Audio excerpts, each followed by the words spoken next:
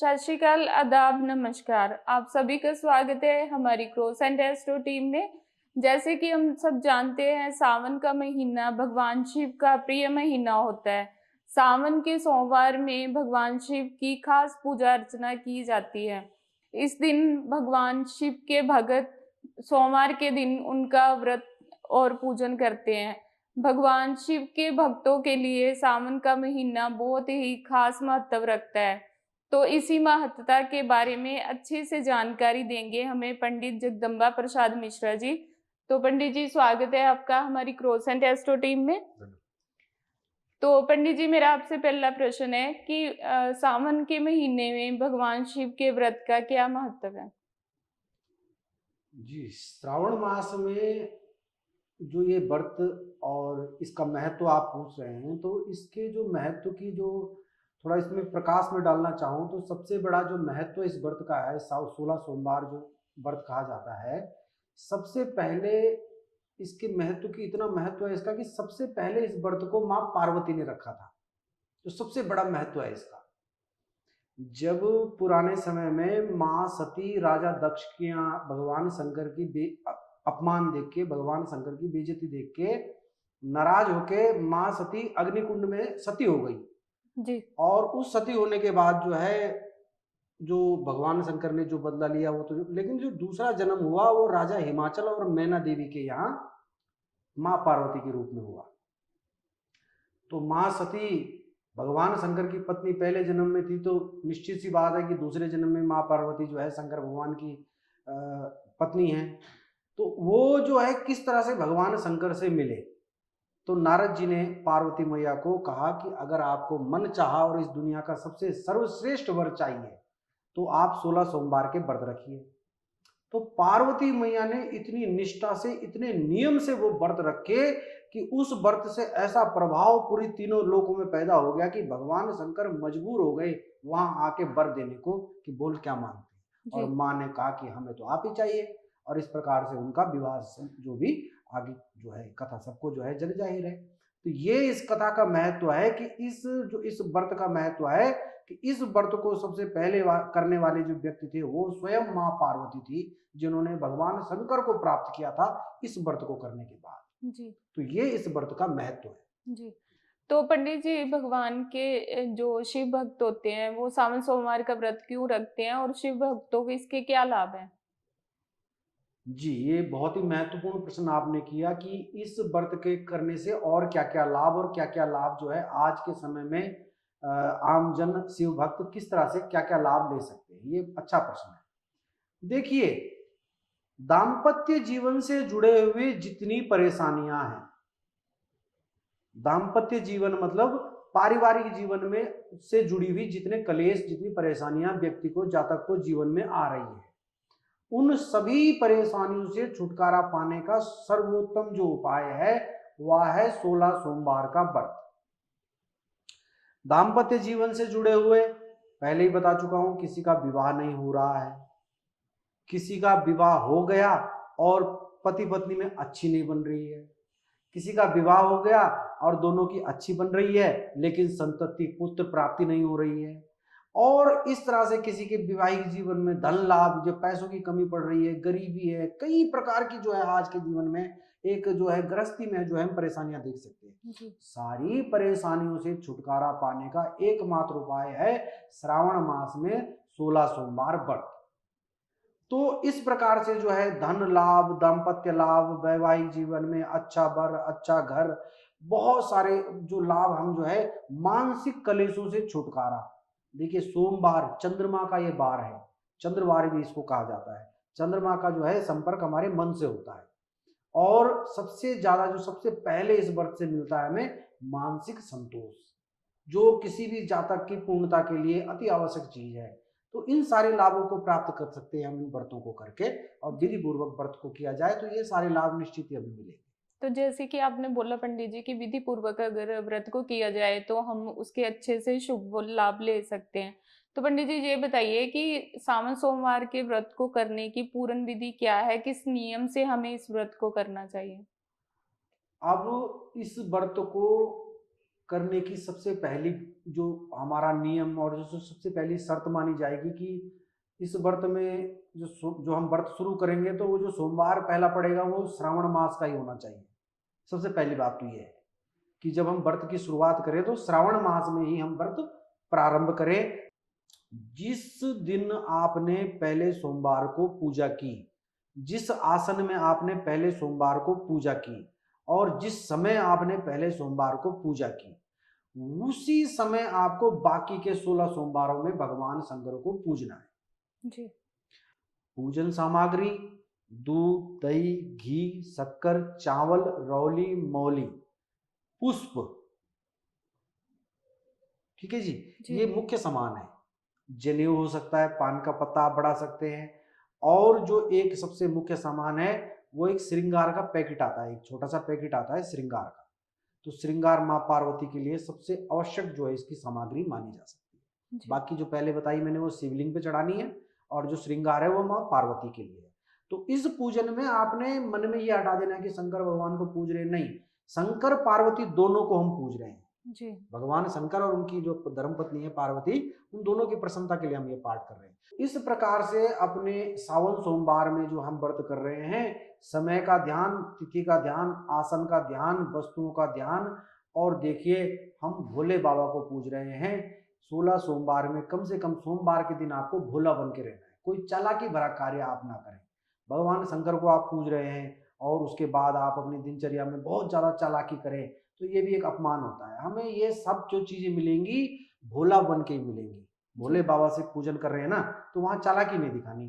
पूरे दिन भर में शांत रहिए, जो विधि मैंने बताई उस विधि से सुबह सुबह भगवान का पूजन कीजिए। दिन भर शांत स्वभाव में, काम क्रोध लोभ मोह अहंकार नहीं करना, गुस्सा नहीं करना, लड़ाई झगड़ा नहीं करना।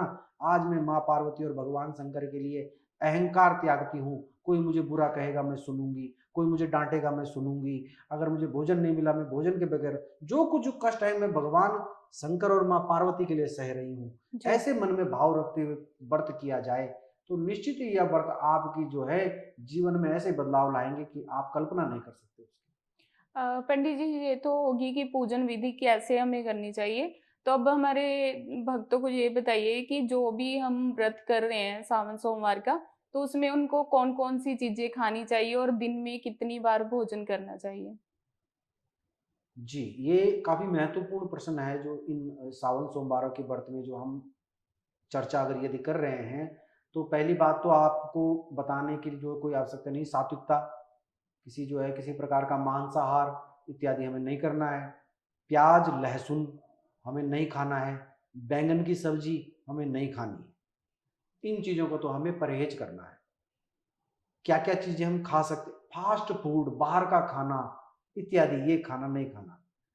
और एक चीज़ और आप ध्यान रखिए कि हमारे हिंदू धर्म में एक चलाया हुआ भोजन होता है, मतलब वो भोजन किसी और जगह पका और वो टिफिन में किसी और जगह आया खाने के लिए, ऐसा भोजन भी वर्जित बताया गया है। मतलब आप जिस घर में हैं उसी घर में वो भोजन बने, इस प्रकार की व्यवस्था यदि हो जाए तो बढ़िया है। भोजन आपने क्या नहीं करना मैंने बताया, मांसाहार वर्जित, प्याज लहसुन वर्जित, बाहर का खाना वर्जित, गंदा खाना वर्जित। और भोजन बनाएं तो कोशिश करें कि स्वयं ही भोजन बनाएं अच्छी भावना से होते हुए। कुट्टू का आटा एक बाजार में मिलता है, कुट्टू का आटा, उस आटे की पकौड़ी यदि बनाई जाए तो उसमें जो है सेंधा नमक, जो व्रत वाला नमक होता है, उस नमक की पकौड़ी बना के आप खा सकते हैं, कुट्टू के आटे की पकौड़ी। जी। आप फलाहार कर सकते हैं, केला खा सकते हैं, आम खा सकते हैं, सेब खा सकते हैं। जी। दुग्धाहार कर सकते हैं, दूध पी सकते हैं। जलाहार कर सकते हैं, जल पी सकते हैं। पर ध्यान रहे ये आपकी पूर्ति नहीं कर रहे हैं। आज आपने अपनी पूर्ति नहीं करनी है, आज आपने फॉर्मेलिटी करनी है बस। आपका गला सूख रहा है, आपने हल्का पानी पी लिया, आपका थोड़ा लगी आपको भूख, आपने हल्का भोजन कर लिया, आपकी पूर्ति नहीं। मैंने देखा है कई माताओं बहनों को कि उतना सलाद, वो उतना खाना आम दिनों में नहीं खाते जितना खाना वो व्रत वाले दिन इस बहाने खा जाते हैं कि व्रत है हमारा, और वो इतना खाना खा जाते हैं जितना आम दिनों में नहीं खाते। हमें शांत रहना है, हमें ज्यादा क्योंकि ये भोजन हमारे अंदर काम करने की शक्ति पैदा करेगा, हमारे अंदर ऊर्जा पैदा करेगा, और आज के दिन हमें शांत रहना है। जी। तो इस प्रकार से जो व्रत यदि जो खाने हैं जो नहीं खाने, तो ये ध्यान रखना है, निश्चित ही हमारा जो है मनोकामना पूरी होगी। ठीक है। तो पंडित जी, जिन जातकों ने व्रत रखा होता है सावन सोमवार का, उस दिन उन्हें कौन सी चीजें नहीं खानी चाहिए व्रत में? जी, व्रत में मैं जो भोजन नहीं खाने योग्य मैं आपको बता चुका हूँ कि मांसाहार वर्जित है, प्याज लहसुन वर्जित है और सब्जी में बैंगन की सब्जी वर्जित है। जी। बाकी जो खाना चाहिए दूधाहार, जलाहार, फलाहार बताया गया है। और कुछ और यदि अगर आप काम करने वाले व्यक्ति हैं, काम कर रहे हैं, आपको ऊर्जा की ज़रूरत है, तो कुट्टू का आटा बता रहा हूँ मैं, कुट्टू के आटे की रोटी और उसकी आलू पकौड़ी बना के हुँ, आप खा सकते हो। जी। यही भोजन खा सकते हैं और ताज़्य मैंने और बताया है। व्रत के दौरान पंडित जी कौन-सी गलतियाँ हैं जो जातक को कभी नहीं करनी चाहिए? क्रोध, क्रोध ना करें। जी। व्रत में आपने क्रोध किया, भगवान की पूजा में आपने क्रोध किया, तो आप समझ लीजिए कि आपने गलती कर दी वो पूजा करके, आपको नहीं करना चाहिए था वो काम। अहंकार नहीं करना, जी। क्रोध नहीं करना। जी। ये दोनों इस चीज़ का सबूत है कि आप जिसको पूज रहे हैं उसको अपने से ऊँचा नहीं मान रहे हैं, आप खुद को ऊँचा मान रहे हैं। बस क्रोध और अहंकार को त्यागिए, वैसे ही आपके सारे काम बन जाएँगे और इस व्रत में तो ये समझ लीजिए क्योंकि जिसको हम पूज रहे हैं, उसका क्रोध और अहंकार से तो दूर-दूर तक का नाता नहीं है, जी। शंकर भगवान का।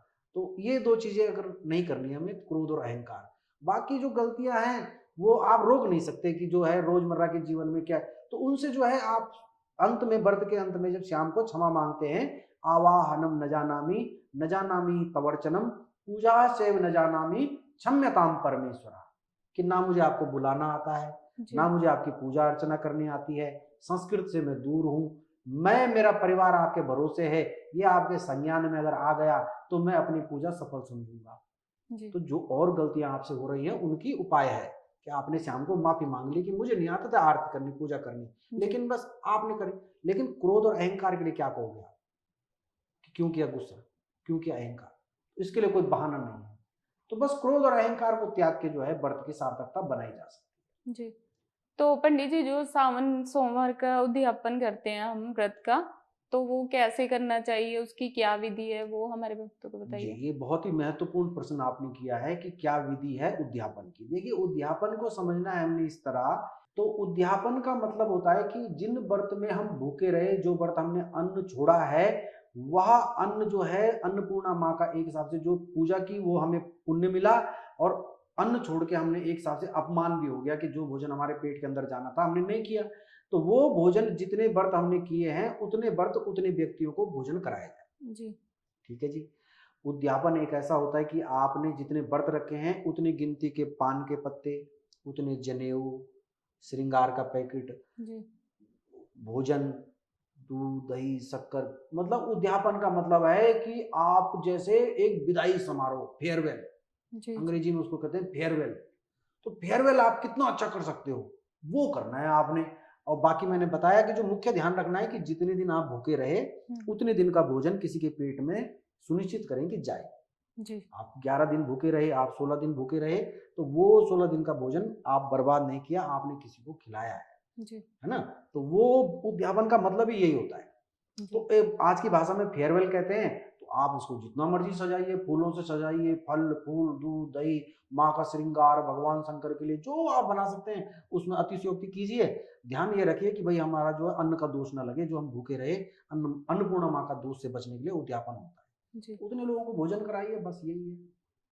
पंडित जी, आपने हमारे दर्शकों को सावन सोमवार के बारे में बहुत ही अच्छे से जानकारी दी। उसके लिए क्रोसेंट एस्ट्रो टीम की तरफ से आपका बहुत-बहुत धन्यवाद पंडित जी।